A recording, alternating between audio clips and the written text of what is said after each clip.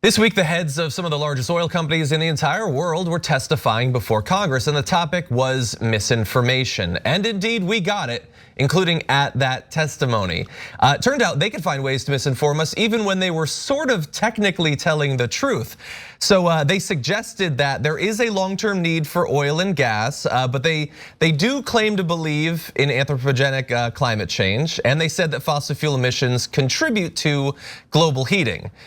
Some critics have called them out for using that term rather than something like cause or drive, because it is technically true that it contributes to it, but it's not like 7th on the list. It's not like, it's mostly the cows and there's a little bit of gas there at the end. That's not how that works at all. But the misinformation, of course, was more significant than that. And some of the grilling of the executives that happened had to do with some of the long-term misinformation that's happened over literally decades to muddy the waters around the science of climate change, as well as a number of other topics. And in fact, at one point, each of the executives, and these are executives of ExxonMobil, BP, American, Chevron, and Shell. There were industry trade group reps as well, but they were asked, have you ever funded directly or indirectly misinformation campaigns? And they all said no, and they were all big old fat liars when they were saying that. Not true at all. So The Guardian has a nice little write-up of some of the even just more recent disinformation campaigns, let alone some of the historic ones that we've talked about in the past.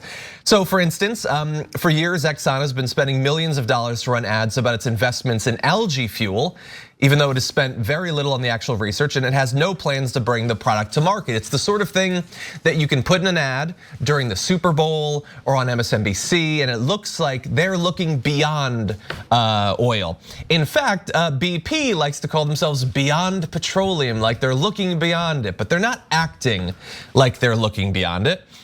For Chevron, they had an ad back in 2020 that highlighted their commitment to carbon capture and sequestration as a climate solution. So sure, we're gonna keep polluting, but don't worry, we'll suck it back out of the air and we'll stick it in the ground or something. Well, according to the New York Times, Chevron is only spending what they call pocket change on the technology while doubling down on oil and gas production and exploration. Also, the technology that they're touting doesn't work. They have a big project in Australia that's been called a disaster from the beginning, and now it's just venting CO2 into the atmosphere, which I think is a very poetic end to this whole nonsense, actually. One more. Shell has touted its new net zero commitment as evidence that the company is committed to climate action. They in fact did that at the testimony yesterday. Company documents, however, say, quote, Shell's operating plans and budgets do not reflect Shell's net zero emissions targets. Well, if the operating plans and budgets don't, what other than the ads actually would?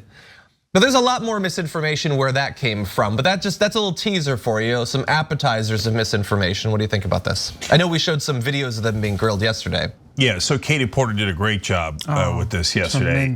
On the issue John just brought up, she had this hilarious example where she filled like a jar full of M&Ms and then said, okay, this is how much money you spend on oil exploration or all energy resources overall. Now let me show you how much you spend on renewable energy, which you say is just a giant part of what you're doing. And it was a couple of M&Ms, and that was based on the actual money that they spent. And you look at the two jars, and you're like, oh, this is a joke. So that's why I love her show and tell. Yeah. And so if you're confused as to whether they were doing this on purpose and if they misled you, I want to read you some more quotes, okay? So you're clear. This is from a 1998 action plan memo created by Exxon, Chevron, the American Petroleum Institute, and others. So it said, develop and implement a national media relations program to inform the media about uncertainties in climate science, to generate national, regional, and local media coverage on the scientific uncertainties, and thereby educate and inform the public, stimulating them to raise questions with policymakers. That would appear to be manufacturing doubt. And that was their battle plan. So when they answered today, oh golly gee, us try to say that maybe it's not happening and lie about we never would do that, except for all of our internal memos that indicate that's exactly what we plan to do and in fact did do. CEO Lee Raymond in 1997 said quote, the case for so-called global warming is far from airtight. So they've never done any of that. Now, I do want to give you one more quote, then we'll go with Nina for her reaction. In in the 1980s, they had an internal memo, and now we all know this, and they're confronted by it, and they still are lying about it. An Exxon scientist told a company in 1981 that it was, quote, distinctly possible that climate change caused by its business model would, quote, indeed be catastrophic, and then in parentheses, at least for a substantial fraction of the Earth's population. Catastrophic for a substantial portion of the Earth's population. They continued to do it all the way up until now for 40 straight years, knowing that it's going to be catastrophic for all of us. And then they made an action plan to lie to all of us so they could make more money. Cash is king or queen. And they are very comfortable on their bed of cash while they destroy Earth. And very few people can go up to space. So, let Mother Earth burn. The rest of us burn down here on Earth. And you got a few trillionaires, billionaires that will go to outer space. This is a shell game. Literally, the pun is very much intended. Or to use a Wizard of Oz example, don't pay attention to the man behind the curtain. And they know nothing is gonna happen. I mean, I'm glad that Congress held the hearings. That I'm glad. And the Honorable Katie Porter, I just gotta step up my show and tell game. I'm trying to think of ways right now to step up my. So I'm glad that they are having the hearings, but now the question becomes, what are they going to do?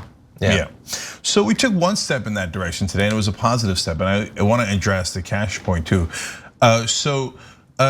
Maloney, Representative Maloney, who's running these hearings, actually did a really good job. And so she was opposed by a progressive in the last primary. I don't know if that's what motivated her, but honestly, I care if they motivated her, then good, run progressives in primaries.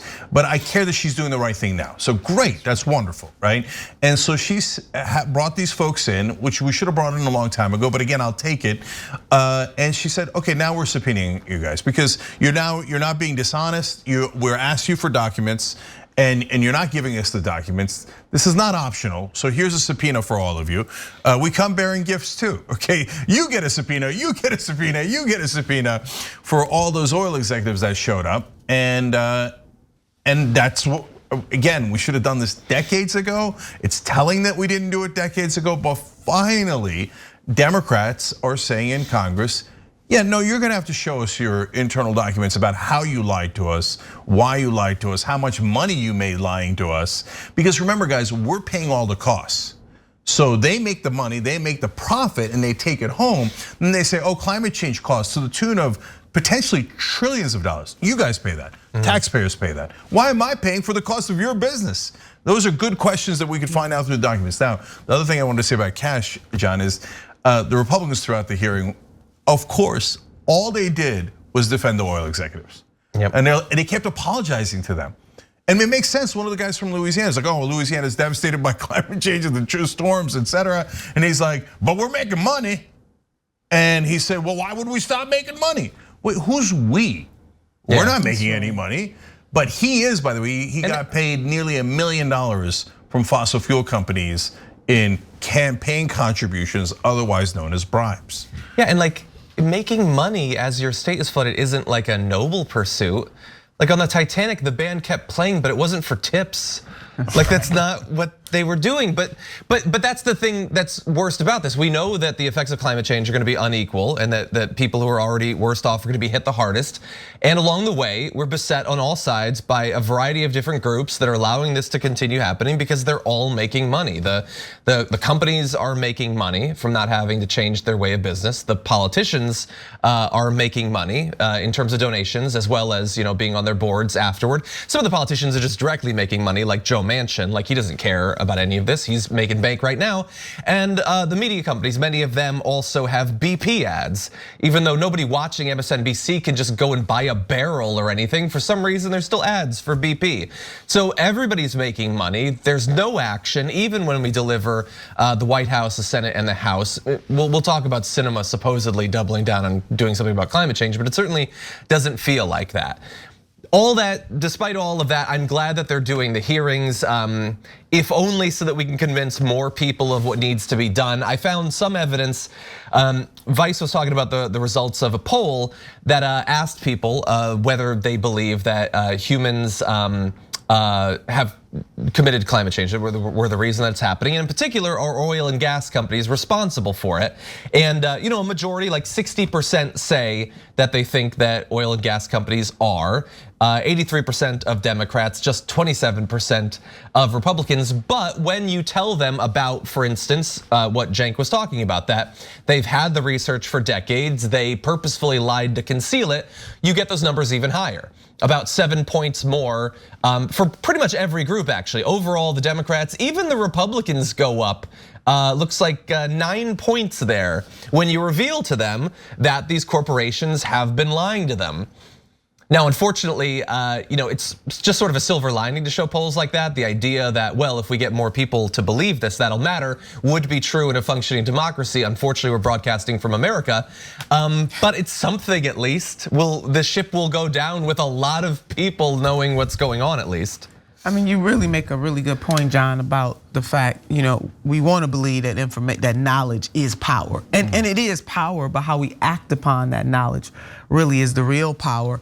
And can the people put enough pressure to bear on the elected officials to make them move?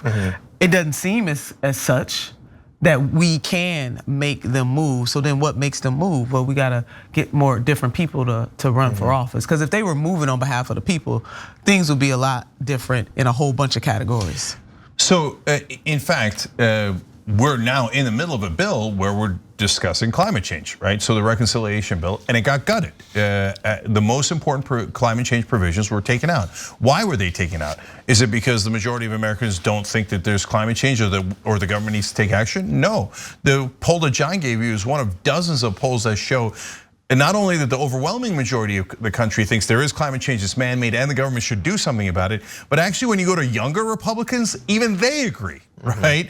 And so the numbers are, as usual, on the issues overwhelmingly on our side, but it doesn't matter. Not only Republicans, and by the way, every Republican wanted to gut climate change legislation, every single one of them, okay? But of course, corporate Democrats like Joe Manchin said, yeah, I'm with the oil companies, the coal companies, and not on my watch. You're not going to tackle climate change. I'm killing it, and he did, and they let him kill it.